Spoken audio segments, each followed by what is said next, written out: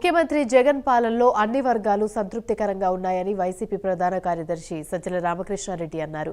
చంద్రబాబు 3 నెలల్లో వచ్చేస్తామంటారు, కానీ ఎక్కడికి అంటూ ఆయన ప్రశ్నించారు. చంద్రబాబు ఏం చేశారని ప్రజల వద్దకు వెళ్తారని సజ్జల ప్రశ్నించారు. చంద్రబాబు తాను అధికారంలోకి వస్తారని పగటి కలలు కంటున్నారన్నారు. ప్రజామోదం తనకే ఉంటుందంటున్న చంద్రబాబు 2019 ఎన్నికల్లోనూ ఇదే చెప్పారన్నారు.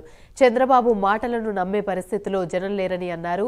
ఏపీలో అత్యంత పారదర్శకంగా పాలన జరుగుతుందని, ఎన్నికల్లో ఖచ్చితంగా వైసీపీ గెలుస్తుందని ధీమాను వ్యక్తం చేశారు. అవినీతికి తావు లేకుండా జగన్ పాలన సాగుతుందన్నారు.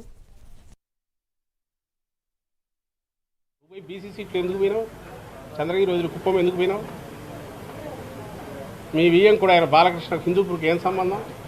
అసలు నీ కొడుకు మంగళగిరికి ఏం సంబంధం? మరి ఒక బీసీ సీట్లో పోయి నువ్వెందుకు వినావు?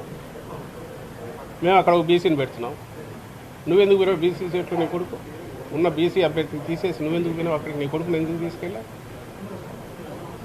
మొన్న చెప్పాం, మళ్ళీ చెప్తున్నాం, మా పార్టీ ఏమి చేయాలా, ఎలా చేయాలి, అభ్యర్థులను ఎవరిని పెట్టాలి, పర్ఫెక్ట్ టీం ఎట్లా ఉండాలి అన్నదానికి ఓ బేసిస్ మీద పనిచేస్తున్నాం.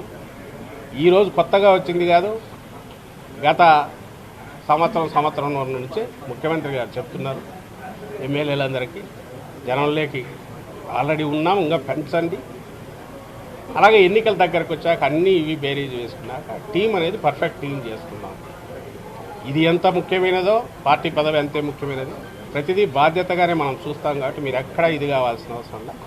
మీ వంతు మీరు కృషి చేయండి. మిమ్మల్ని సర్వీసెస్ ఎట్లా వాడుకోవాలని అట్లా వాడుకుంటామంటున్నారు, మారుస్తున్నారు, చేస్తున్నారు. ఇదే ఈ అవుట్ఫిట్ కూడా దాని గురించి కూడా చెప్పాలి.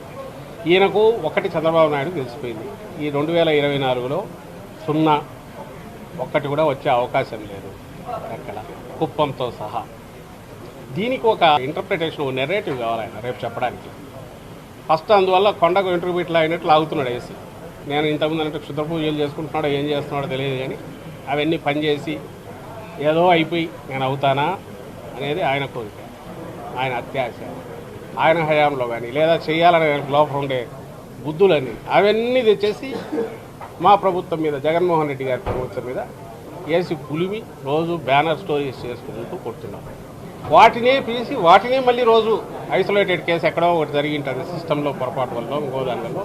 దానికి కూడా కరెక్టివ్ పని మేము చేసినా సరే అలాంటివి తీసుకొని ఇవన్నీ కలిపి ఘోరాలు జరిగిపోతున్నాయి, ఇవి జరిగిపోతున్నాయి అనే ఒక పిక్చర్ వర్చువల్ ఇది క్రియేట్ చేస్తున్నాం.